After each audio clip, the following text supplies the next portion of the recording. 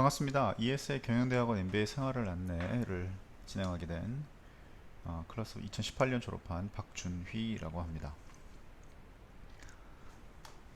웨비나를 시작하기에 앞서 잠깐 공지사항 드리면 입장하실 때 마이크와 카메라는 꺼주시고 질문 있으실 경우에는 저에게 직접 다이렉트 메시지를 주시면 제가 채팅창을 보면서 회신을 드리도록 하겠습니다. 먼저 제 소개부터 드릴게요. 저는 박준휘라고 하고요. 지금 ESA 경영대학원에서 임원교육 파트인 인터내셔널 커스텀 프로그램에서 근무를 하고 있습니다. 한국에서는 HR 경무를 한 10년 정도 했었고요. SK와 STX에서 근무를 하면서 기업 교육에 대한 커리어를 쌓다가 뜻한 바 있어 MBA를 ESA에 왔고, 작년에 회사에서 오퍼를 받아서 지금 현재 학교에서 근무를 하고 있습니다. 오늘 얘기는 한 6단계의 어떤 관점, 시점으로 나눠서 한번 말씀해 드릴 거예요.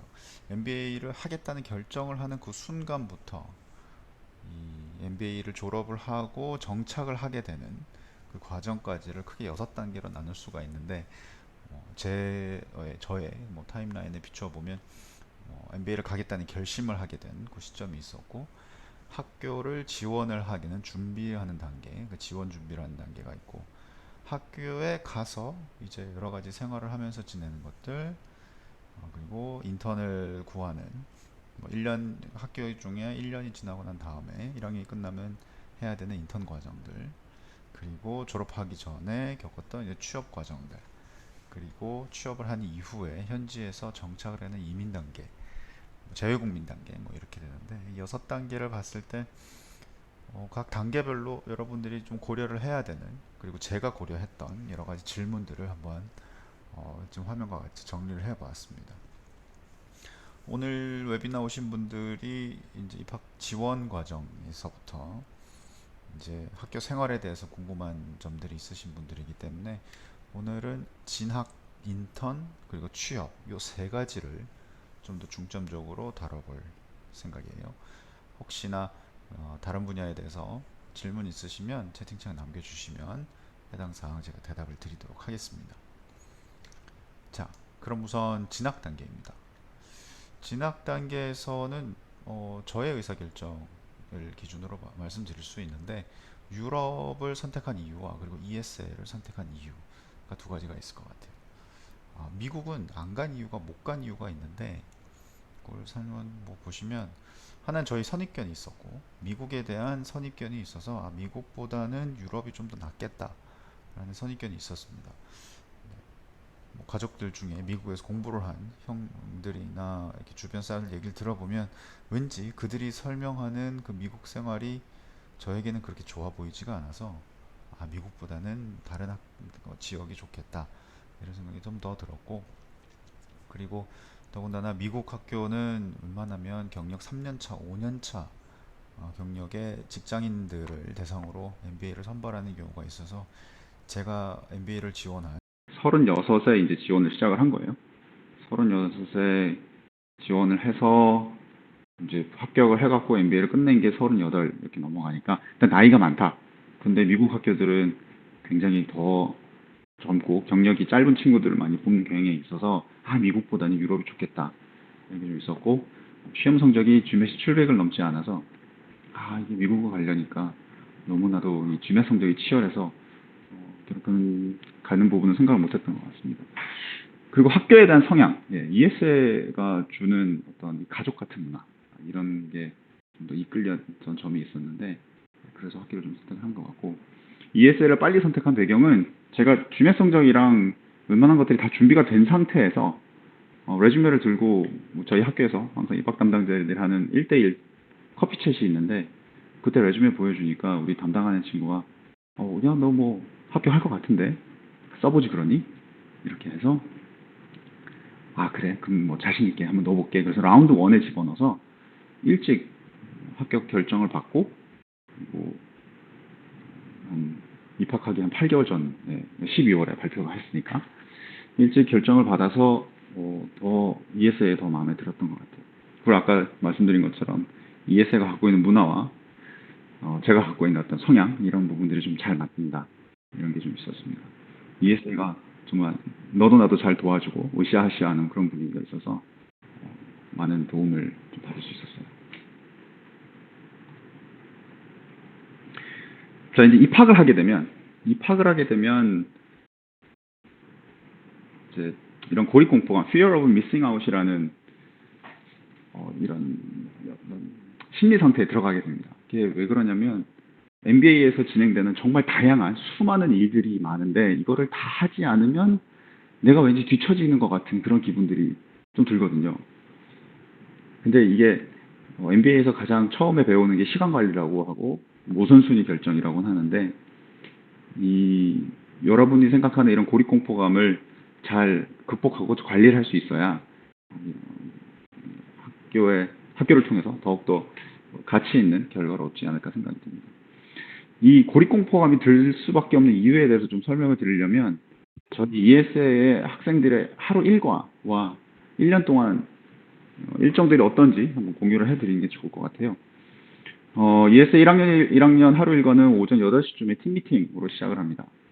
아침에 당일 케이스 스터디를 준비를 하고 이제 수업이 하루에 3개가 있어요. 75분씩 케이스 스터디가 하루에 3개씩 있고 중간에 점심시간이 뭐 1시간 반 정도, 제일 길게 잡히는 클래스가 1시간 반 정도 있는데 그 시점을 가지고 여러 가지 각종 설명회가 있습니다. 뭐 기업 설명회도 있고 뭐 채용 설명회도 있고 학교 관련된 내용들 발표하는 것들이 있고 그래서 대다수 1학년들을 대상으로 하는 뭐 프레젠테이션 시간은 점심시간 이용하는 경우가 많아요. 클럽 액티비티, 뭐 소셜 액티비티, 뭐 프로페셔널 클럽들이 하는 여러 가지 뭐 트랙들, 이런 모든 안내들이 점심시간에 이루어지고 오후 수업이 끝나는 시점이 한 3시 정도 되는데 이때 각 수업에서 제출해야 되는 여러 가지 팀 프로젝트 그리고 뭐 과제들 뭐 준비해야 되는 문제들 이런 것들을 방과 후에 거의 대부분 학생들이 만나서 이 과제들을 해결을 하고 또 스페인어를 따로 듣는 친구들은 이 시간에 또 스페인어 수업이 있습니다. 한 3시 반부터 5시 반에서 6시 요 사이에 이렇게 진행이 되는데 이 스페인어 수업 들어가는 게 굉장한 마음의 수양처럼 느껴지는 이런 시간이기도 하고 그리고 이 외에 별도로 또 각종 면접 스터디들이 동시에 진행이 돼요. 집에 돌아오면 한 6시, 7시쯤 되는데 그래서 밥 챙겨 먹고 집에서 밥을 먹는 경우도 있고 뭐 공식적이고 비공식적인 뭐 저녁 모임, 뭐 술자리, 파티 이런 것들이 있어서 뭐 오후 늦게 시작이 되는 경우도 있고 당일 케이스, 그러니까 이길 다음 날 케이스를 준비하는 시간들을 고려를 하면 하루에 일과가 끝나는 시간이 이제 빨리 끝나면 한 12시, 뭐 초창기 시간에는 한 새벽 한 2, 3시까지도 이렇게 좀 시간을 좀 할애해야 되는 이런 상황들이 좀 있을 수 있습니다.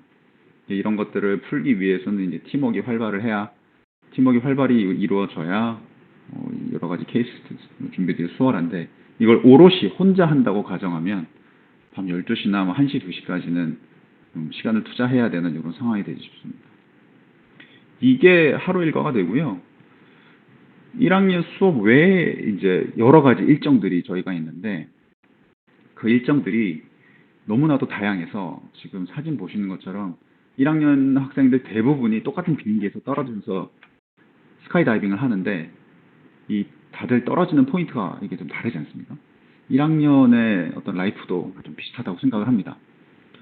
일단 스페인에 처음 와서는 뭐 집 구하고 뭐 이게 거주증 받고 뭐 여러 가지 생활을 위한 준비들을 여러 가지 하다고 정신이 없는데 9월에 여기 땅 하고 수업이 시작을 하면 여러 가지 뭐 오리엔테이션, 뭐 잡마켓에 관련된 워크샵, 여러 가지 설명에 저희 회사 그 학교에 있는 여러 가지 클럽들이 해외 투어 나가는 것들, 해외 채용 박람회 방문권, 공모전이 있습니다. 공모전도 많이 하고요. 우리 면접 스터디 그리고 중간고사, 기말고사 이번 주가 좀 중간고사 기간인데 시험도 있고 매주 목요일하고 주말 그리고 평일에 공식 비공식 일정들이 여러 가지 나타나게 되고 뭐 이런 과외 일정들이 1학기, 2학기, 3학기 계속 유지가 되고요. 그리고 이제 인턴이나 풀타임 취업을 기준으로 보면 금융권에서 가장 먼저 학생들을 이제 채용을 하러 캠퍼스를 방문을 하기 시작합니다. 일단 금융권과 컨설팅이 9월 학기 시작하자마자 거의 동시에 학생들 면접을 보기 시작을 하고 1월 달이 지나고 나면 이제 크리스마스 전후로 해서 주요 대기업들의 우리가 생각하는 큰 대기업, 우리가 알고 있는 기업들, 핵심 이제 양성 프로그램, MBA 로테이션 프로그램이라고 하는 양성 프로그램들이 인터뷰가 이제 돌기 시작을 하고요. 그 다음에 이제 세컨 티어 컨설팅이 크리스마스 지나고 나오고, 그리고 그냥 유럽에 있는 일반 기업들은 이제 봄에 계획을 짜서 뭐 한 3, 4월부터 이제 개별 소수 채용을 이제 시작을 합니다. 그런데 이 그래프로 보시면 알겠지만 인턴 취업 시기가 한 50%의 학생들이 학기 시작한 후에 6개월 안에 인턴이 확정이 돼요. 그러니 슬라이드 다시 돌아갈게요. 지금 학교에 입학을 해서 정신이 없는 요선, 이 선까지 거의 대부분의 한 절반 정도의 학생들이 취업이 결정이 되는 것, 인턴이 결정이 되는 것을 보시면 그동안에 3개월 안에 얼마나 많은 일들이 일어나겠습니까? 그래서 학교에 오기 전에 내가 MBA에서 무엇에 집중을 해야 되는지, 내가 어디에는 참가를 하고 어디에는 참가를 하지 않아야 되는지에 대한 생각들을 잘 가지고 계셔야 돼요. 사실 저도 그게 제일 힘들었습니다. 저는 금융권 나이도 있고 기존 경력도 없고 그래서 금융권이랑 컨설팅은 안 가겠다라고 마음을 굳게 먹고 들어왔는데, 이게 주변에서 거의 대부분의 친구들이 컨설팅에 면접을 보고 있으니까 괜히 나는 안 하면 뒤처지는 것 같고, 이때 컨설팅을 지원을 안 하면 그 뒤에 있는 컨설팅에도 지원을 하기가 어렵거든요. 왜냐면 채용 시기가 이제 지나가니까. 그래서 묻어가는, 이렇게 준비 안 된 상태에서 면접에 들어가는 케이스도 몇 번 있어서 이 마음가짐을 바로잡는 게, 내가 목표한 바가 무엇이고 그 목표한 바를 상황에 맞춰서 잘 정리를 하면서 맞춰가는 이런 똑똑한 마음가짐이 좀 필요하지 않을까 싶습니다. 이거와 더불어 나만의 일정 관리 방법, 이제 아웃룩뿐만 아니고 학교의 공식 일정들은 거의 대부분 아웃룩 캘린더에 다 들어가는데, 이것 말고도 여러 가지 일정 관리 방법 툴들, 그리고 여러분이 투들도 투두리스트 이런 여러 가지 방법들이 있으니까 내가 해야 되는 것이 무엇이다라는 것을 잘 정리하는 방법들이, 여러분만의 것들이 있으면 크게 더 생활하는 데 도움이 될 것 같습니다. 그리고 인턴에 대해서 말씀을 드릴게요. 인턴에 대해서는 인턴을 어떻게 보느냐가 여러분이 MBA에 왔을 때 MBA 졸업을 하고 나서 얻어내는 그 취업이라는 1단계 관문을 얻어내는 여러 가지 경로를 선택하는 기준을 마련하면 좋을 것 같습니다. 보통 이제 3가지 경력 점프가 있다 그러죠. 본인의 직무를 바꾼다든가, 기존에 인사 담당을 했는데 나는 영업 담당을 하겠다. 기존에 나는 헤비 인더스트리, 중공업, 오일, 석유업계 이런 곳에 있었는데 그냥 소비재로 가보고 싶다. 그리고 기존에는 아시아나 일본, 중국, 동남아시 지역을 담당을 했었는데 나는 유럽이나 미들리스트, 아프리카 이런 쪽을 맡고 싶다. 그래서 내가 알고 있는 전문성, 기존 전문성을 벗어나는 직종을 선택을 할 수 있는 경력들을 이제 점프를 하게 되는데, 인턴 자리에서 내가 이 점프가 가능한지 안 한지를 테스트를 해볼 수 있습니다. 그래서 거의 대부분 한국 학생들은 유럽이나 아니면 한국 외의 지역에서 취업을 해서 정착을 하는 것을 목표로 두고 있으니까 일단 지역과 국가는 하나 바뀌는 게 분명하고, 그리고 대다수 많은 분들이 기존 산업에 똑같이 들어가지는 않으시고 산업을 바꾼다거나 직무를 바꾸는 경우가 있는데, 채용하는 입장에서는 직무를 바꾼 사람을 채용하는 게 상당히 부담스럽습니다. 왜냐하면 이 친구가 이렇게 검증이 된 친구가 아닌데 이거를 왜 뽑아야 되는지에 대한 의문이 들기 마련이죠. 이 직무를 점프를 하는 데 있어서 좀 오픈인, 좀 이렇게 개방적인 직군이라고 하면 MBA 로테이션 프로그램, 큰 기업에서 하는 핵심 인재 양성 프로그램들이나 아니면 컨설팅 정도가 될 것 같습니다. 이거는 뒤에서 한 번 더 다시 설명을 드릴게요. 그래서 내가 여러 가지 경력의 변화를 주고 싶으신 분들은 인턴을 통해서 내가 이 경력 변화가 가능한지 안 한지를 테스트를 해볼 수 있는 2가지를 볼 수 있습니다. 하나는 내가 지원을 했는데 지원이 된다. 그리고 인터뷰에 초대를 받는다. 그리고 여러 가지 단계를 거치면서 내가 알고 있는 기존에 있는 지식들과 기존의 역량들을 새로운 직무에 적용을 시킬 수 있을 것 같다. 이런 느낌이 들어오면 내가 풀타임을 지원을 했을 때 이게 먹히겠구나 이렇게 될 판단을 하실 수가 있고, 초창기 아무리 지원을 했는데 뭐 서류 통과도 안 되고 뭐 면접을 봐도 그렇게 막 신통치 않고 그러면 본인의 어떤 풀타임 취업 전략을 다시 재고해 봐야 되는 이런 상황이 있을 수 있습니다. 지금 거의 한 중반까지 넘어왔는데 혹시 질문 있으시면 질문창에 글을 올려주시면 제가 또 보면서 말씀을 드리도록 하겠습니다.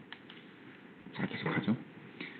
아까 얘기해드린 것처럼 이 각 크게 산업권들, 뭐 금융권, 그리고 컨설팅, 그리고 기업들, 우리가 아는 큰 기업, 뭐 아마존, 뭐 페이스북, 구글 이런 친구들, 이런 회사들이 조금 일찍부터 채용을 시작을 하고, 그리고 이제 개별 기업들이 좀 더 뒤에 이제 시작을 하는데, 채용을 진행이 되는데, 크리스마스가 지나고 나서 이제 마지막 학기를 들어가기 전, 한번 1월 중순, 2월 이쯤 되면 학생의 절반이 인턴을 오퍼를 받은 상태가 이렇게 됩니다. 그것도 그럴 게 아까 차트에서도 보셨듯이 상당수 친구들이 미리 인턴을 받는 경우가 이제 많다 보니까, 차트를 이렇게 잠깐 빼드릴게요.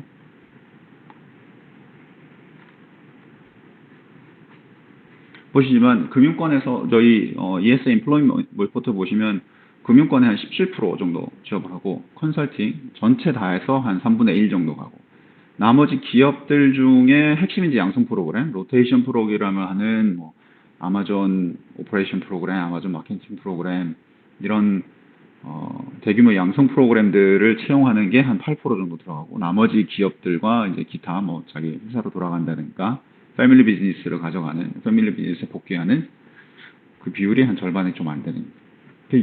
이 파트만 보시면 절반 정도가 봄 되기 전에 다 채용이 되는 거죠. 그리고 보시면 핵심인지 양성 프로그램이라고 이렇게 구분을 짓는 기준이, 대규모 채용이라고 하는 기준이 한 회사에서 3명 이상 정도 뽑을 때. 네. 그러면 이거 반대로 얘기하면 저희 학교 1학년 학생들이 한 300여 명 되잖아요. 350명 정도 되는데, 금융권 컨설팅 기업에 들어가려도 쭉 빼고 한 150명, 한 200명 정도는 이런 친구들은 거의 개별 기업들이 컨택이 돼서 이 여러 가지 이제 서로 다른 오퍼튜니티를 찾아가지고 가는 건데, 사실 200개 기업을 내가 다 잘 알 수는 없잖아요. 그래서 어떤 기업을 내가 집중을 하고 어떤 기업에 내가 들어가는가, 이런 부분도 상당히 세심하게 살펴보셔야 됩니다. 저는 네, 여기에 엄청난 불합격이 있지만 컨설팅이랑 금융권은 그렇게 생각은 하진 않아서 지원을 안 했고, 이제 로테이션 프로그램부터 지원을 하기 시작을 해서 다른 친구들 다 합격을 하고 난 뒤에 한 2월 달쯤 왔었던 독일 회사에 설명회를 들어나고서부터 거의 한 3개월에 걸쳐서 면접과 뭐 여러 가지 뭐 서류 준비 작업을 끝내고 6월 말부터 인턴을 시작을 했어요. 그래서 이 과정을 기다리는 게 굉장히 좀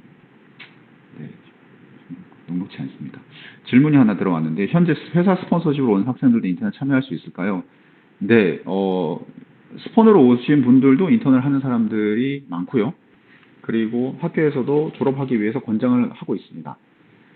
회사의 스폰으로 오는 학생들이 인턴에 참여를 하는, 막는 경우가 있는데, 회사에서 이건 돈 받고 하지 말아라 라고 막는 경우가 있는데, 그럴 경우에는 학교에서 별도 준비하는 교수와 연구 과제를 한다던가, 아니면 여름 기간 동안 창업을 해서 그 창업된 비즈니스를 실제 운영을 하는 3개월짜리 프로그램들이 있어요.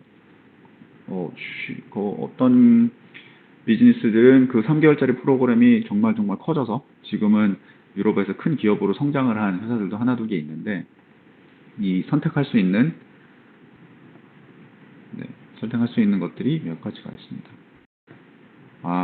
질문이 있으시면 손을 드시는 것도 괜찮고 메신저 창에 글을 남겨주세요. 그럼 제가 그거 보고 바로 말씀을 드리겠습니다. 또 질문이 있습니다. 인턴을 스페인에서 하는 경우가 많나요? 아니면 유럽 다른 지역에서 하는 경우가 많나요? 인턴은 로테이션 프로그램들은 거의 대부분 유럽에서 이제 근무를 하게 되고요. 이게 EU라는 공동체가 단일 노동 시장이기 때문에 어차피 로테이션 프로그램들도 죄송합니다.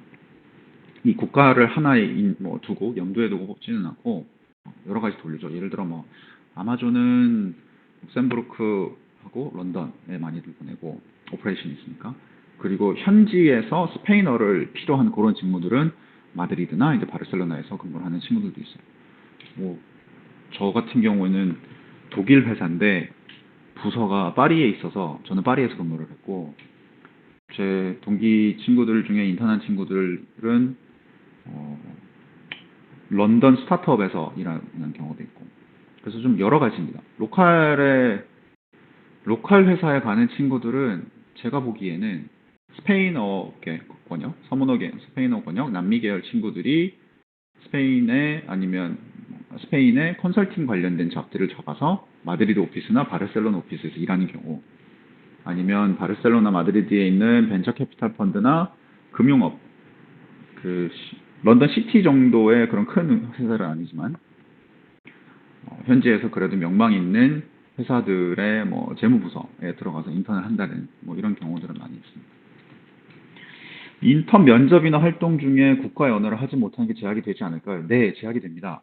대신에 유럽에서, 그러니까 대부분 한국 사람들이 지원을 하는 이 직무들은 대부분 영어를 기반으로 일을 하는 회사들이 많아서, 비록 바르셀로나에 있는 회사이지만, 스페인에 있는 회사이지만 그래도 회사 공식 언어가 영어이기 때문에 직원들이 그냥 전부 다 영어를 쓰죠. 저도 지금 학교에서 근무를 하는데 공식 언어는 영어, 스페인어지만 거의 대부분 미팅할 때나 뭐 회사의 뭐 문서들 이런 것들, 공식적인 이메일들은 전부 영어로 나오니까 영어만 할 줄 알면 큰 문제 되지는 않고, 대신에 이게 뭐 서울에서 근무를 하고 있는데 외국인 인턴이 왔어요. 근데 그 친구가 한국말을 전혀 못해요. 그럼 뭐 영어로 하면서 일을 시킬 수도 있죠. 근데 그 친구가 한국말을 하면 더 좋지 않을까요? 뭐 그런 관점에서 좀 이해를 해주시면 좋겠습니다. 특별히 스페인 회사를 꼭 집어서 들어가는 상황이 아니라면 네, 스페인어를 못하는 게 좀 문제되지 않고, 파리에 있을 때 불어를 못한다 그래서 문제가 되지는 않았어요. 학교 공식 언어가 그 회사의 공식 언어가 독일 회사임에도 불구하고 영어였으니까. 그래서 독일 회사인데 파리 오피스에서 영어를 쓰는 한국 사람. 이게 좀 특이하긴 했는데, 네, 그게 언어적인 문제는 뭐 포지션이 영어를 요구를 하는 포지션이면 크게 문제는 없습니다. 자, MBA의 경우 캠퍼스 리크루팅을 통해서 잡 서칭을 하는 경우가 많다고 들었는데, 리크루팅은 스페인에서 다른 쪽 로케이션이 되는 건가요? 네, 캠퍼스 리크루팅을 회사에서 오죠. 회사에서 학교에 와서 캠퍼스 리크루팅을 돌고, 설명회도 뭐 굉장히 많습니다.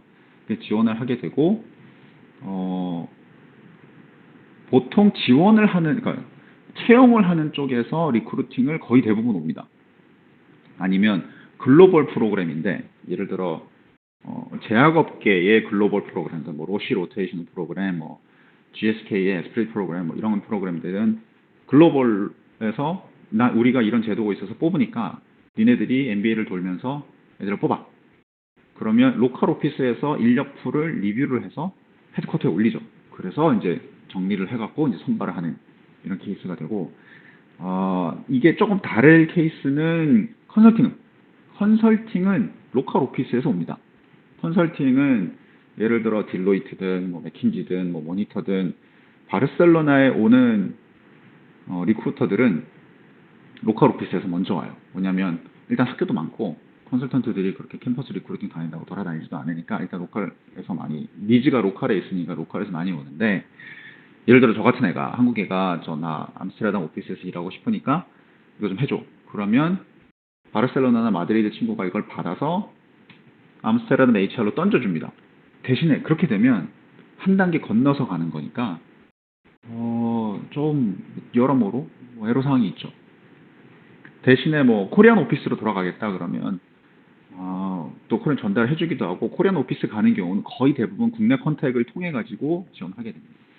그리고 미리 얘기를 해 놓으면, 예를 들어 맥킨지 코리아를 가야 돼요. 맥킨지 코리아를 가야 되면 맥킨지가 리크루팅하는 시즌 되면 뭐 코리안 오피스에 연락을 해서 나 뭐 지원을 하는데 누가 봤을 때 이 친구 좀 봐줘라고 요청이 들어오면 또 봐주기도 하고, 아니면 그냥 말 그대로 컨트롤 C, 컨트롤 V 해서 레주메만 보내주기도 하고, 그래서 컨설팅이 조금 차이가 있고 다른 회사들, 다른 부분들은 바로 네, 글로벌에서 뽑으면 글로벌에서 리뷰가 된다. 이렇게 보시면 될 것 같습니다.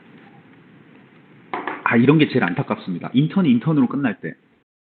아, 인턴은 정직원을 제안을 못 받는 경우가 많습니다. 이게 두 가지인데요. 하나는 아예 애초부터 인턴을 쓸 생각만 하고 풀타임 생각을 안 한 케이스. 이런 케이스는 지원을 많이 안 하시면 좋아요.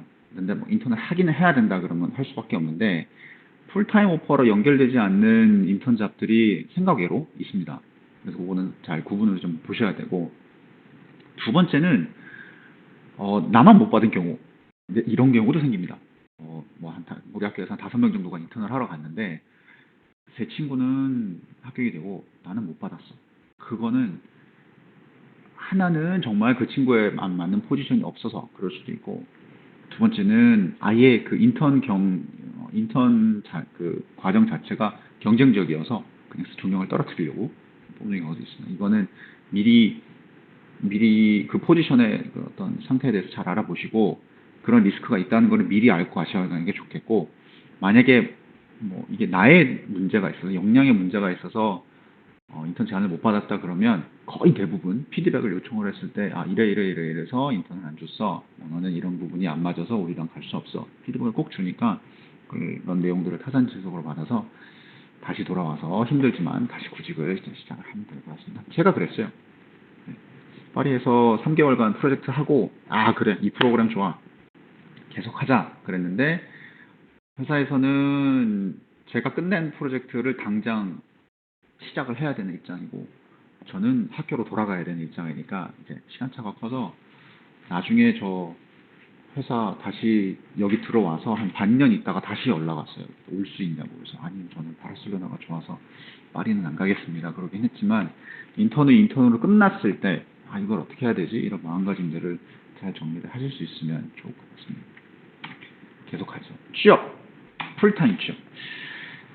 취업 대비 명심상 제가 이전에 한번 한국 잡지 한번 글을 하나 쓴 적이 있었는데 그때 한번 생각해 놓은 거를 좀 다시 정리를 했습니다. 취업 대비 세 가지는 하나는 기존 직무 경험이 정말 많은 포지션 어떤 채용 의사결정에 영향을 많이 미치니 이런 부분들을 관가하지 마시고 잘 내 역량이 무엇인지를 고민해 보시면 좋겠을 것 같아요. 컨설팅을 제외하고 나서는 컨설팅은 기존 직무 경험이 그렇게 크게 영향을 끼치지 않습니다. 1번, 컨설팅은 그렇게 뭐 경력 많은 사람 안 뽑거든요. 저 경력 10년 차에 MBA 왔는데, 경력 10년 차 정도 가지고 들어오면 일단 나이도 많고 그래서 뭐 컨설팅 밤새고 일하는 것도 뭐 따라가지 못할 것 같고, 뭐 클라이언트한테 뭐 이런저런 얘기하기도 어려울 것 같고, 1번. 그리고 아직 말랑말랑한 상태에서 뭐 회사에 들어가는 게 좋은데, 그 정도 경력이 뭐 3년에서 5년 정도? 그래서 3년에서 5년 정도의 전문성이면 기존 직장 경험이 그 기존 직무 경험이 그냥 참고할 만한 상황은 되지만 이걸 갖고 이 친구를 데리고 뭐 이렇게 크게 퍼포먼스를 뽑겠다 이런 걸 기대하지는 않거든요. 그래서 컨설팅을 제외하고는 컨설팅은 기존 직장 경험이 크게 뭐 영향이 상대적으로 적다고 치면 다른 직무는 정말 많은 영향이 미칩니다. 심지어 금융권은 기존 재무 경력이 없으면 아예 안 뽑아요. 어떤 은행들은 아예 그냥 다른 은행에서 일을 안 해서 아예 안 뽑는 경우도 많고 파이낸스 출신이 아닌데 파이낸스 들어간다는 거는 거의 그냥 성공 사례 이렇게 케이스로 만들어서 박수치고 뭐 신문에 나오고 뭐 이럴 정도 될 것 같아요. 아까도 얘기 드렸듯이 이 캠퍼스 리크루팅으로 채용되는 이런 기회들이 여러분이 접근할 수 있는 이런 기회에 비해서 상당히 작은 포션을 차지합니다. 일단 모르는 기업들도 많고요, 우리가. 그리고 이게 여러 가지를 찾아봐야 되는데 찾는 게 좀 고통스러워서 그렇긴 하지만 숨은 기회들이 너무 많아요. 예를 들어서 저도 뭐 이제 인턴 준비를 막 시작을 할 때 교수님이랑 면담을 하고 그러면 면담하다가 갑자기 교수님이 나 아는 회사가 뭐 이런 사람을 찾고 있는데 너 거기 들어가 볼래? 뭐 이런 오퍼를 받는 경우가 종종 있습니다. 뭐 네덜란드에 있는 무슨 뭐 종자 회사인데 뭐 리더십 관련돼서 근무를 했던 친구가 필요해. 너 한번 면접을 보겠니? 그래서 교수님들이랑 얘기를 하면 저희 학교 교수님들이 이제 기업이랑 연결고리가 많으니까 이런 기회들을 던지는 경우가 종종 있어요. 물론 이런 기회들이 학교 게시판이나 뭐 채용 게시판에 나타나지는 않으니까 이런 여러 가지 옵션들을 탐색을 해야 되는 이런 일들이 좀 상당히 많습니다. 네.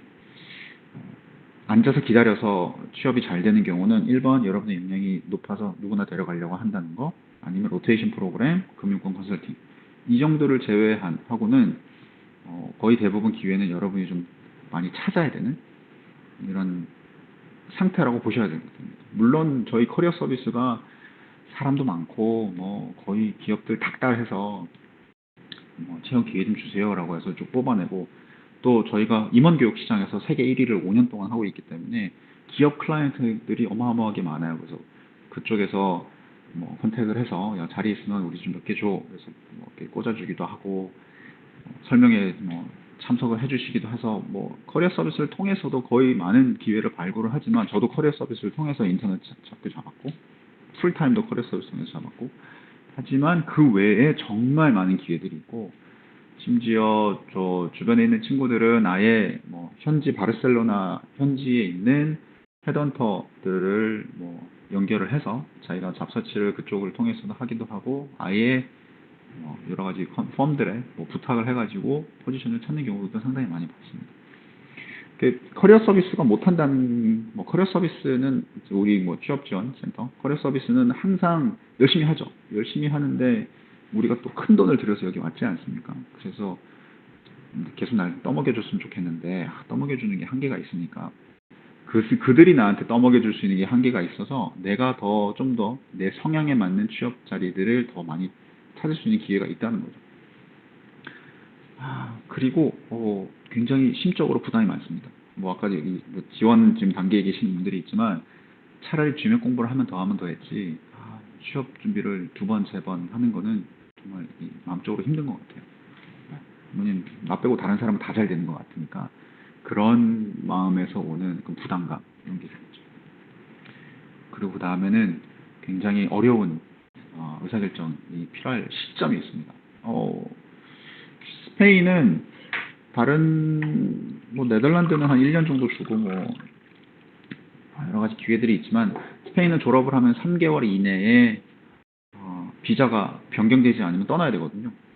그래서 졸업 후 8월 말 정도까지 스페인에 남아 있을 수 있고, 그 전에 취업이 되지 않거나 뭐 여러 가지 결정이 되지 않으면 국내로 뭐 유럽을 떠나셔야 돼요. 근데 스페인은 7월 중순부터 8월 이때가 다 휴가 기간이라서 8월 달에는 거의 개미새끼 한 마리 없고 학교도 거의 문 닫고요. 그래서 졸업 후 한 6월 말, 6월 중순, 6월 말까지 어떤 포지션이 결정이 안 되면 국내에 돌아가셔서 기회를 모색해야 되지 않나, 이런 마음가짐도 갖고 계셔야 됩니다. 그리고 뭐 돈도 문제죠. 일단 거금을 들여서 MBA로 왔는데 뭐 스폰이든 대출을 받든 론을 어떤 금융 지원을 받았든 간에 스페인에 거주한다는 그 자체가 돈이 들어가는 거기 때문에 월세 계약을 변경을 하고 뭐 다른 에어비앤비나 이런 거 바꾼다든가 내가 얼마나 어느 시점까지 현지에서 잡을 찾다가 돌아갈 것인지, 아니면 아예 일찍 갈 것인지, 이런 거는 미리 계산을 해 두시고 가족과 미리 상의를 해서 오시는 게 좋을 것 같습니다. 이게 나중에 끝에 돼서 막 취업이 안 돼가지고 돌아가야 될 것 같아요, 이렇게 얘기 나오기 시작하면 서로 힘드니까 마음가짐 하고 들어오시면 될 것 같고, 한국에 들어가면 뭐 한국도 마찬가지입니다. 휴가 시즌 전후에 경력 시장이 열리기 때문에 여름에는 좀 여러 가지 주변의 눈치도 보이고 돌아가고 나서 심적으로 고달픈데, 이거는 마음의 준비를 하시고 있는 게 좋으실 것 같습니다. 저는 그 독일 회사에서 뭐 합격 통지가 먼저 오고 ES에서 합격 통지가 며칠 뒤에 나왔는데, 근데 굉장히 늦게 나왔어요. 그래서 학교 수업은 4월에 끝났고 4월부터 5월까지 백수였고 5월 10일에 졸업이 5월 15일, 10일, 15일쯤 졸업입니다. 졸업이고 방 빼는 시기는 6월 1일이었고, 그래서 이 비자침을 다 정리하고 캐리어 4개 쌓아놓고 그냥 소파에 앉아가지고 기다리고 있는 상태에서 6월 말에 학교 통지 받아서 그 다음날 비행기 끊어가지고 6월 2일 날 입국했거든요. 그래서 저는 들어오는 과정이 좀 드라마틱했는데, 이 언제까지 내가 취업을 알아보고 그리고 언제까지 내가 이 일자리 준비를 할 것인가에 대한 생각도 만에 하나이긴 하지만 한번 짚어주시는 게 좋을 것 같습니다. 그리고 취업이 되면 이제 어디로 가야 될지 결정을 해야 되는데 이게 또 인생이 갈립니다. 물론 여러 개 취업이 돼서 돈을 제일 많이 주는 데 가면 되지 않아 라고는 하지만 이게 MBA 끝나고 나서 삶이 너무 다양하게 바뀌니까 어떻게 될지 모르거든요. 그리고 우리나라도 뭐 대기업에 입사한 신입사원들이 뭐 3분의 1이 1년 만에 퇴사한다고 그러는데 MBA 졸업한 친구들도 상당수 많은 친구들이 얼마 되지 않아서 본인이 정말 꿈꿔왔던 그 자리를 박차고 나와서 또 자리를 또 찾습니다.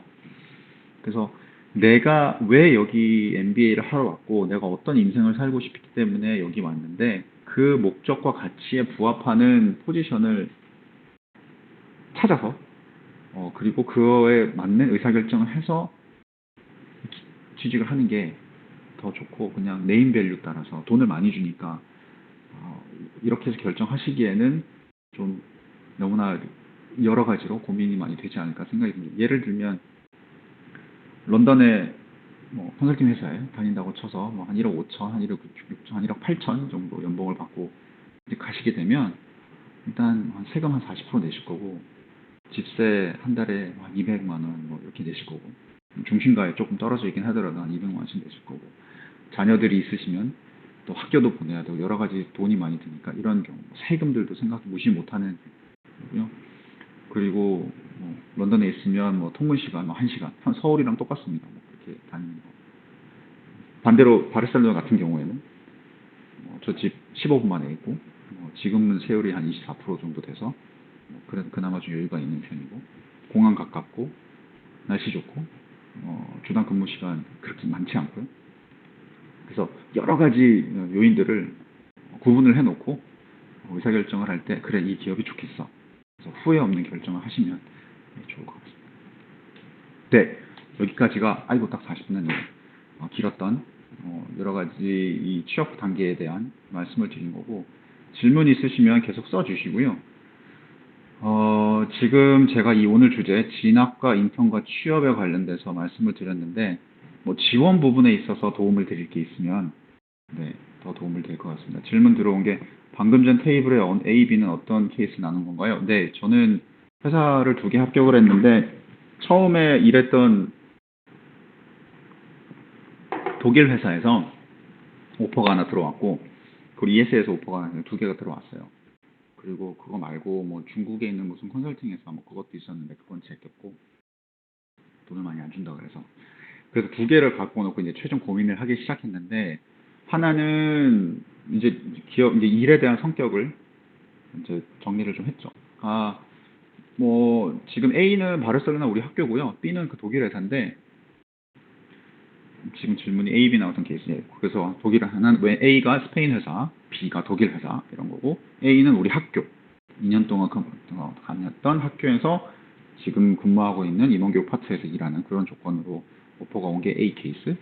그리고 B는 그 독일에 있는 회사에서 뭐 글로벌 비즈니스를 관할하는 부사장님이 한 분 있는데 그곳에서 뭐 기획을 담당하고 있는 뭐 팀원 A, 뭐 수행비서 겸 기획 담당. 그래서 거의 뭐 주당 근무 시간 빡세게 하지만 2년 정도 일을 하면 전 세계 어디든지 꽂아서 들어갈 수 있는 약간 좀 뭐 그런 괜찮은 프로그램이었어요.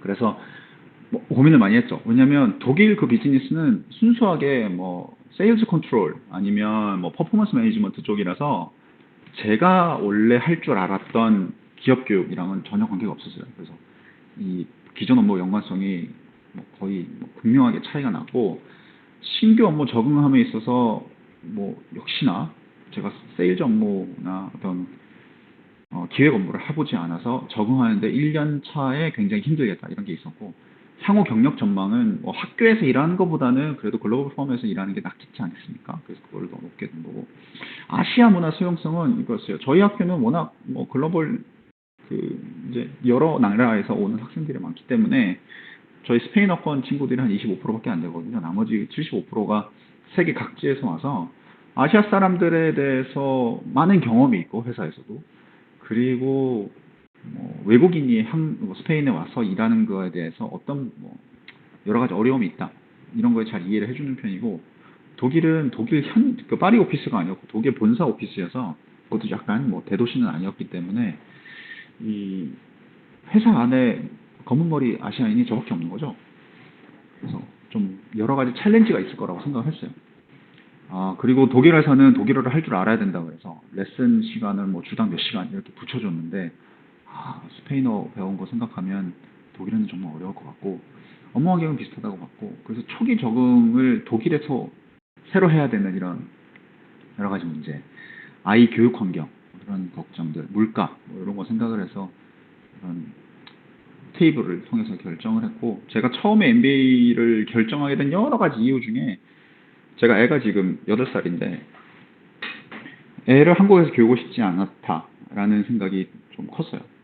그래서 학교가 국제학교나 아니면 외국인들을 수용을 할 수 있는 제도권이 제도적이든 뭐 사회적이든 학교 안의 문화든 아이들을 좀 새롭게 온 외국인 학생들을 편하게 수용할 수 있는 학교가 있으면 좋겠다라고 생각을 했는데, 그 기준으로 봤을 때는 뭐 압도적으로 바르셀로나가 우세해서 그런 아이 교육 환경을 생각을 했어도 바르셀로나를 택하게 됐습니다.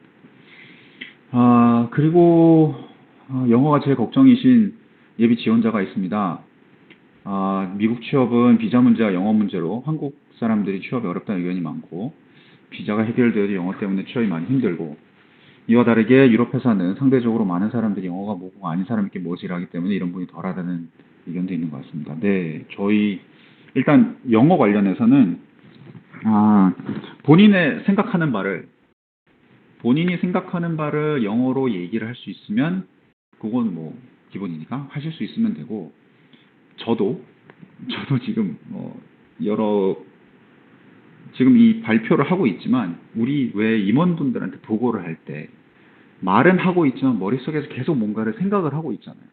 그 생각한 게 정리가 돼 계속 입으로 나오고 있고, 자연스럽게 마치 준비한 대본인 것처럼. 제가 영어로는 그렇지는 못하거든요. 영어는 좀 준비를 해야 되고, 이런 임기응변이나 여러 가지 이렇게 끊어가는 이런 것들을 거의 리허설이 되지 않으면 이게 하기가 어려운데, 그 영어와 한국어 말하는 차이는 딱 그 정도, 저는 그 정도입니다. 그리고 여기 친구들도 ESL 학 친구들도 네이티브인 친구들이 뭐 거의 한 10%, 15%밖에 되지 않아서 영어를 제2외국어로 배운 친구들이 대부분이에요.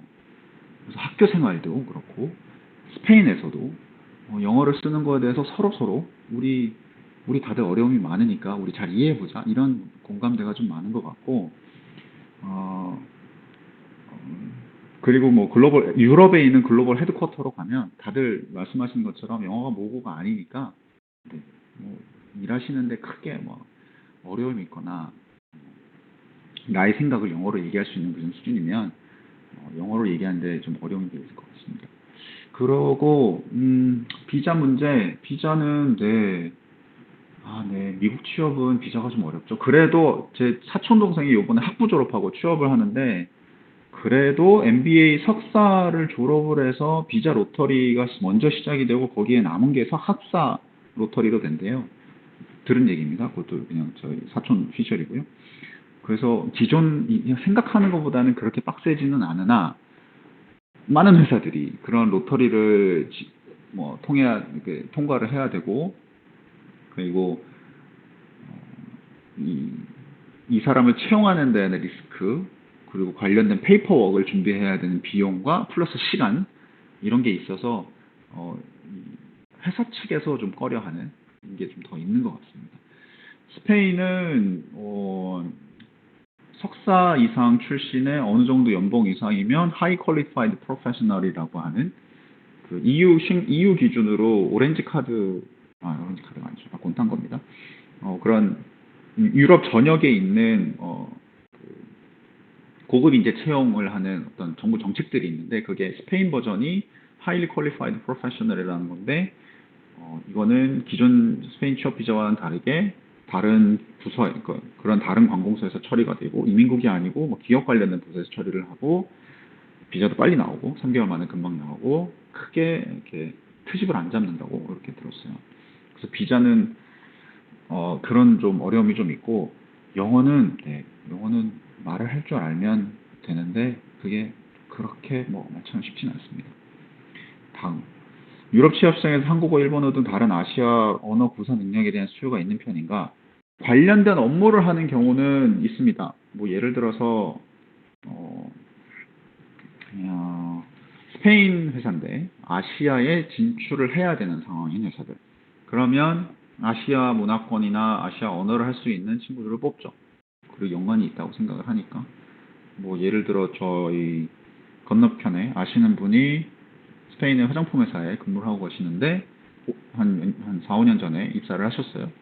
그래서 아시아 마켓을 이렇게 만들어서 지금 에이펙 영업 본부장이신데 물론 그거는 그분이 열심히 하고 뭐 문화적인 이질감도 덜하고 스페인 친구들보다는 그래도 아시아 친구들이 아시아나 동남아시아에 한국 사람들이 아시아나 동남아시아에 더 친근함이 있겠죠. 그런 문화적인 유사성이 있기 때문에 더 가깝게 진출할 수 있겠습니다만 이게 꼭 언어가 되기 때문에 이 사람을 뽑는다. 이거는 살짝 부차적인 것 같습니다.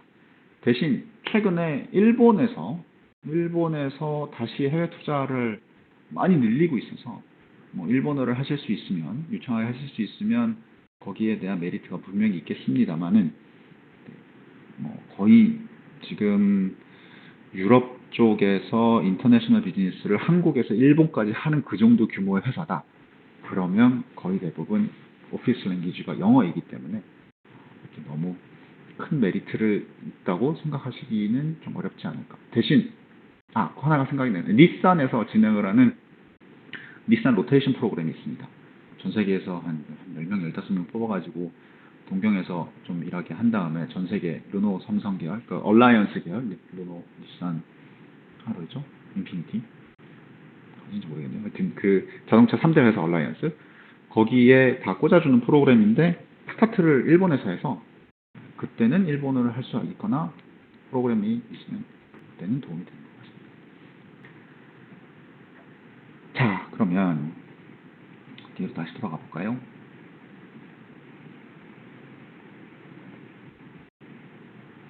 네, 질문이 계속 들어오면 뭐 안 끝내고 계속 합니다. 네, 한 가지 더 질문이 또 들어왔습니다. 자, MBA 과정 중에 아이 계획도 있고 스페인 경우 아이가 출생을 하며 시민권이 주어지지 않는 걸 알고 있습니다.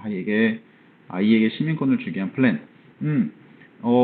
제가 들은 바로는 스페인은 이 아이가 태어나서 등록을 한 다음에 부모가 스페인에서 살면서 일하면서 학생 말고 직장을 잡아서 일하면서 일정 기간 동안 세금을 내면 아이에게 시민권이 주어지는 프로그램이 있다고는 들었는데 한 번도 그거를 실천을 하신 분들은 못 봤어요.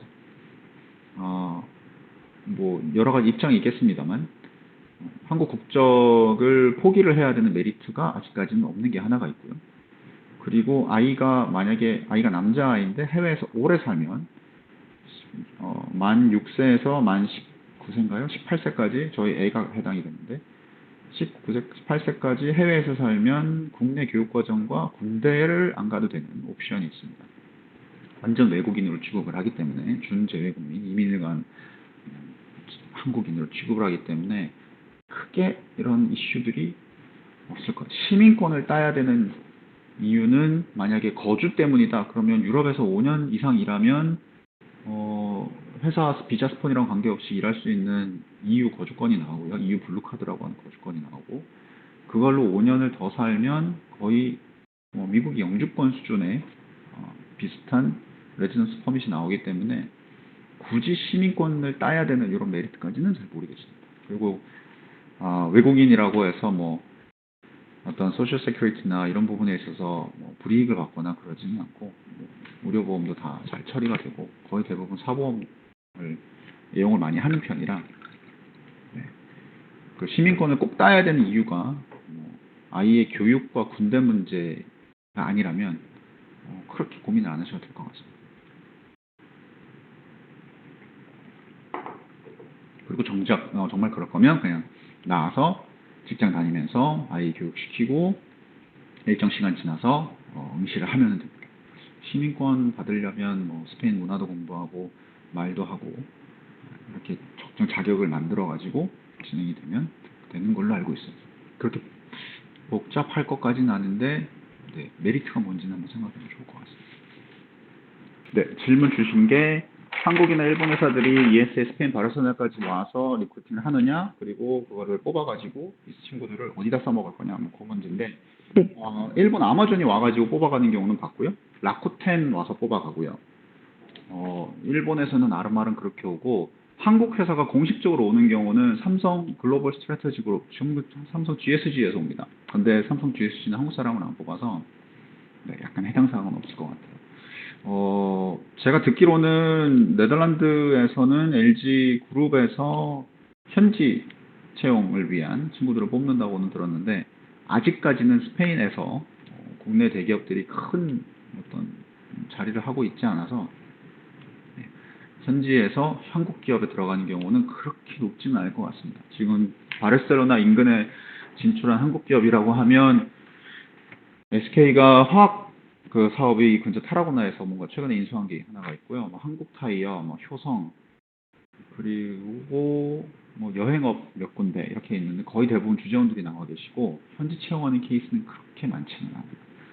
대신에 일본은 제가 정확히는 다 알지는 않습니다만 제가 본 거는 아마존 재팬이랑 라쿠텐이 와서 이제 담아가고 있죠. 네, 잘 데리고 갑니다. 닛산도 와서 네, 닛산은 아예 그냥 로테이션 프로그램이라서 잘 데리고 갑니다. 네, 아까 얘기했던 스페인어 수업은 학교에서 기본적으로 제공되는 건지 별도 신청해야 되는지 궁금합니다. 스페인어 수업은 공짜입니다. 수업료 안에 포함되어 있어요. 그래서 신청을 하면 되고 수업을 하는 단계가 세 가지가 있는데 하나는 8월 말에 시작하는 인텐시브 비즈니스 스페니시 과정이 있습니다. 그때 들어오셔서 스페인어를 배우면 물건 사는 정도의 내 돈을 쓰면서 구사하는 스페인어 정도는 배울 수 있어요. 2주면은 이제 사람처럼 다닐 수 있고, 그리고 1학년에 1학년 시간에 진행되는 이제 오후에 아까 얘기했던 비즈니스 스페니시 시간에서 지금 얘기한 요 스페인어 수업, 이 스페인어 수업이 일주일에 3번 월수금 진행되는데 이것도 그냥 신청하셔서 들어가시면 돼요. 만약에 스페인어를 그리고 2학년 또 있는데, 그래서 하나는 개강 전에 1학년, 그리고 제 번째가 2학년인데 2학년 때는 점심시간에 합니다. 2학년은 거의 대부분 일렉티브라서 그냥 뭐 스케줄만 잘 조정을 하면 크게 문제는 없고요. 스페인어를 나는 스페인어를 하겠다라고 생각하신 분들은 합격한 이후에 한국 학원에서 한 3개월, 2달, 3달 빡세게 하고, 여기 오셔서 여기 레벨이 총 12까지 있는데 한 3이나 4에서 시작을 해갖고 차근차근 밟으면 네, 레벨 12까지 학기 MBA 중에 끝낼 수 있지 않을까 생각합니다. 오셔서 스페인어를 하면 좋을 거고요. 파트너, 네, 부부를 위한 스페인어 수업도 있는데, 인텐시브 과정에 추가 비용을 좀 더 내서 네, 들어오시는 거는 제가 직접 받고, 학기 중에 스페인어 수업을 받으시는 분은 정확히 보지는 못했습니다. 파트너 클럽에서 뭔가 하는 것 같기는 한데, 네, 방학 때 이제 개강 전에 스페인어 수업이 열리는데 그때 들어오는 파트너들은 봤는데 학기 중에 오시는 분들은 못 봤어요. 대부분 그냥 로컬 학원을 가시더라고요. 네, 비싸서 그러지 않았을까라는 생각이 듭니다. 하지만 저희 방학 때 하는 인텐시브 스페인어 과정은 그때 만난 친구들이 나의 팀, 나의 섹션, 그 외 권역 그 밖에 애들 친구들이라서 학교에 사람을 빨리 알게 되는 이런 메리트가 있고, 그리고 다들 이 상황들이 비슷해서 이 동병상련의 형제 이런 게 좀 생기고 그래요. 그래서 여유가 되시면 일찍 들어오실 수 있으면 인텐시브 비즈니스 스페니쉬를 들으시면 좋을 것 같습니다. 좀 반반이에요.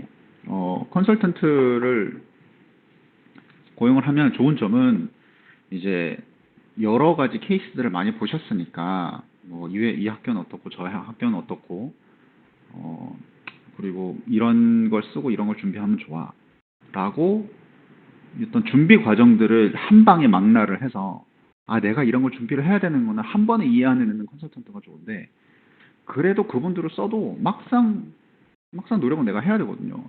글 쓰고 리뷰 받고 이거는 해야 되니까 저 같으면 기존에 학교 다녔던 분들한테 졸업생들한테 불러서 나 이거 니네 학교에 지원하는데 이거 좀 봐줘 이렇게 부탁을 하는 게 훨씬 좋을 것 같습니다. 그리고 저도 마찬가지지만 MBA 오시는 분들은 그렇게 도움을 받아가지고 오신 분들이라 부탁받으면 뭐 정말 시간이 안 돼서 안 되는 경우를 제외하고는 도움 드리거든요.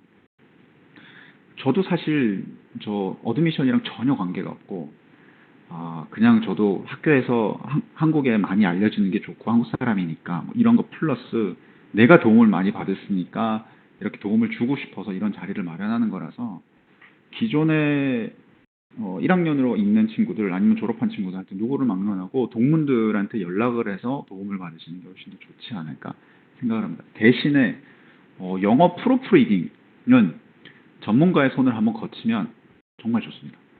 그거는 꼭 컨설턴트를 통하지 않더라도 뭐 많잖아요. 이제 온라인에서 프로프리딩을 할 수 있는 사람들이 워낙 많으니까 세컨 뷰를 얻기 위한 방법으로는 한두 명 정도의 프로프리더, 한 명 정도의 프로프리더 정도가 좋고 에세이는 여러 가지 사람들이 막 다른 관점들이 너무 많으니까 뭐 한두 명한테 물어보시면 이게 좋을 것 같습니다. 결론은 뭐를 준비해야 되는지 한 방에 정리하는 거는 정말 학원들 컨설턴트 하시는 분들이 대신에 그분들이 제공할 수 있는 서비스의 양질의 만큼 각 학교에 맞는 어떤 정보를 얻는 거는 현지에 있는 학생들이랑 컨택을 해서 하는 게 훨씬 더 수월하고 부드럽고 학교에 대한 문화도 이해하는 데 더 좋아서 저는 그렇게 구분해서 생각을 하면 될 것 같습니다. ES, SA 쓰시는 거면 그냥 저한테 주세요. 일단 두 가지 나눠드릴게요. 하나는 학비 스콜러십 그거 한 파트하고 생활비 요게 있는데 저희는 라운드 1하고 라운드 2에서 거의 대부분 스콜러십이 정해진다고 해요. 거의 상당수 부분의 지원자들이 스콜러십을 그때 받아가고 뭐 적게는 한 10,000유로에서 한 40,000유로까지 레인지가 있기는 하지만 그리고 여성 지원자분들을 위한 장학금도 따로 있습니다. 그래서 장학금 주고 평균 장학금 받는 친구들의 평균치가 뭐 한 15,000에서 25,000유로 정도, 2만 유로 왔다 갔다 하는 것 같아요. Yeah, and Thomas says early application for round 2 would be preferred. 그리고 스콜러십은 일찍 지원한 친구들 라운드 2까지 그리고 GMAT 높은 경우면 스콜러십을 받는 게 더 유리하다고 합니다. That's interesting, Tomo. How do you know in Korean? 그리고 생활비는 각 천차만별인데요. 잠시만 제가 파일을 하나 찾을 수 있으면 열어서 설명을 드릴게요. 일단 그냥 크게 얘기해 드리면 생활비를 한 사람이 집세 빼고 한 사람이 한 달에 1,000유로를 쓰면 굉장히 많이 쓰는 거라고 볼 수 있습니다. 물론 어디 나가서 막 맨날 그라시아 호텔에 가가지고 칵테일 파티하고 이런 경우가 아니라면 이게 생활비 정도로 했을 때 한 달에 1,000유로는 굉장히 높은 편이고 한 500유로에서 1,000유로 사이면 크게 생활하는데 지장 없고 집세는 방 하나가 한 500에서 600유로 정도 들어가고요. 집 방 3개짜리, 4개짜리 구하는데 1,000에서 1,500유로 이렇게 합니다. 그래서 룸쉐어를 하시거나 아니면 약간 편법이긴 하지만 내가 집을 구해놓고 친구들한테 내가 큰 집을 구해놓고 룸쉐어하는 친구들을 모아다가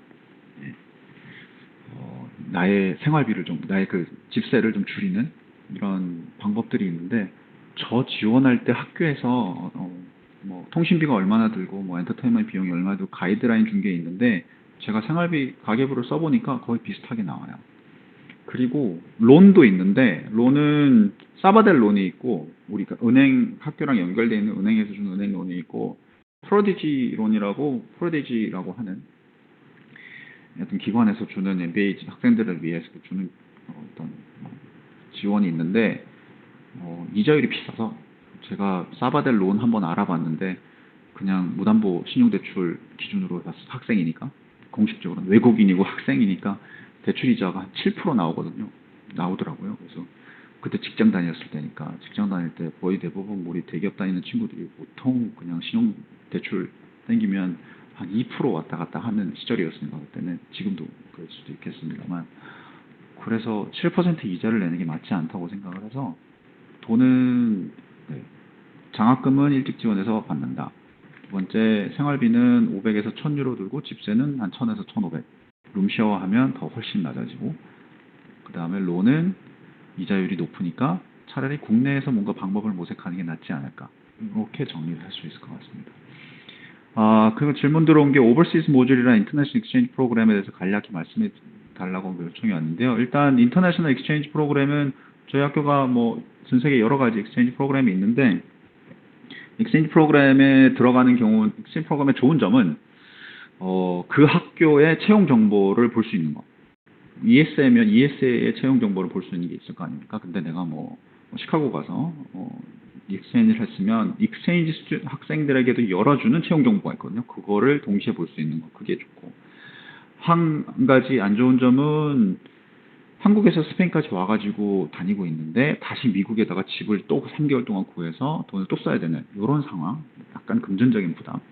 그게 하나가 있고 익스체인지 프로그램에 들어가기 위해서 이 학생들이 신청을 하는데 그 신청은 성적 순으로 자릅니다.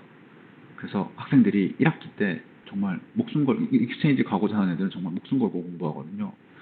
그래서 그 경쟁을 뚫기가 조금 수월하지 않다.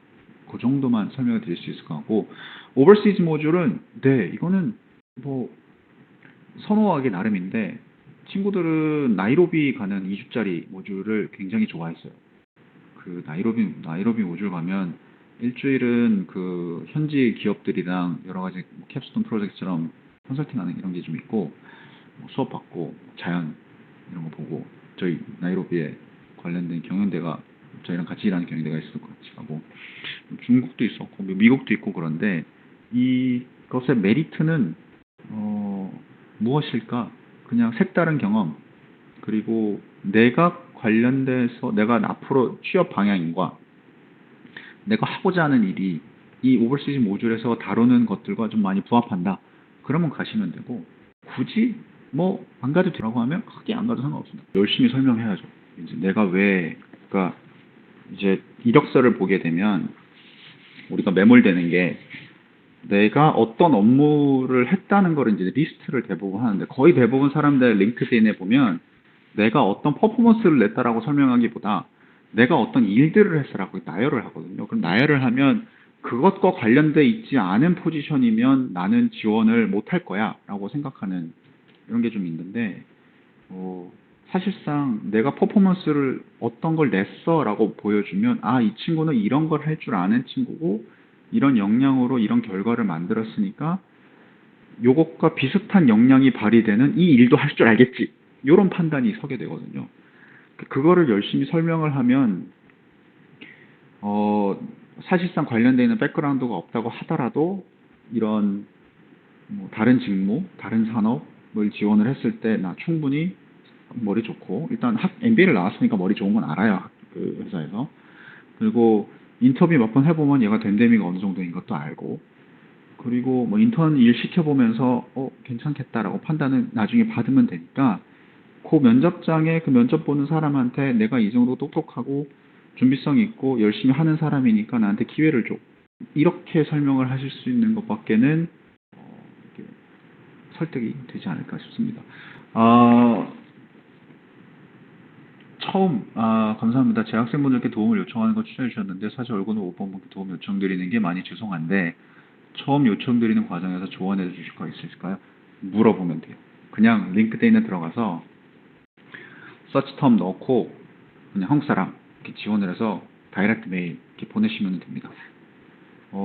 그냥 콜드 인터뷰로 하시는 경우가 거의 대부분이실 텐데 네. 그리고 이 MBA를 지금 다니고 있는 친구들이나 아니면 이제 막 졸업한 친구들은 학교에 대한 애정이 어마어마하거든요. 그래서 지원을 하는 사람인데 좀 관심이 있어 라고 하면 굉장히 좋아합니다. 사람은 남을 도와줄 때 가장 큰 만족감을 느낀다고 하니까 뭐 10번 이메일 보내서 한 두세 번, 네다섯 번 리턴 받으면 괜찮은 거 아닐까요? 그냥 최근에 입학을 하거나 최근에 졸업한 친구들을 찾아가지고 그냥 다이렉트 콜드 이메일 보내시면 될 것 같고, 소개를 해달라 그러면은 뭐 금방 정리가 될 거예요. 링크드인 들어가서 어떤 학교의 동문을 찾는데 지역 하나 같이 뭐 붙잡아 놓고 검색 돌리면 한 두 단계 건너면 아는 사람이 나오니까 그렇게 해서 연결해서 소개해 달라고 하면 네, 어렵지 않게 접근하실 수 있을 것 같습니다. 사실 이런 과정들이 나중에 회사 입사 지원할 때도 똑같이 쓰이는 게, 만약에 뭐 예를 들어서 여러분이 우리 학교에 취업을 하고 싶어요. 근데 사실 어떤 포지션이 어떻게 남아있고 이런 정보가 게시판에 올라갈 때까지는 채용 공고나 경력이나 링크드인 잡 마켓에 올라가는 시간은 엄청 오래 걸리잖아요. 그러면 그냥 회사 사람한테 야, 나 이런 거 필요한데 너희 학교에서 뭐 사람 뽑니? 뭐 어떻게 돼? 뭐 이렇게 물어보셔도 되고, 도움이 필요하신 게 있으시면 제가 어차피 이메일 다 드렸으니까 그 이메일 보고 들어오시면 될 것 같아요. 네, 네, 정말 도움 많이 되었으면 감사드립니다. 얘기해 주시고 저도 감사드리고요. 네, 필요한 거 있으시면 연락 주시면 종종 도움 드리도록 하겠습니다. 감사합니다.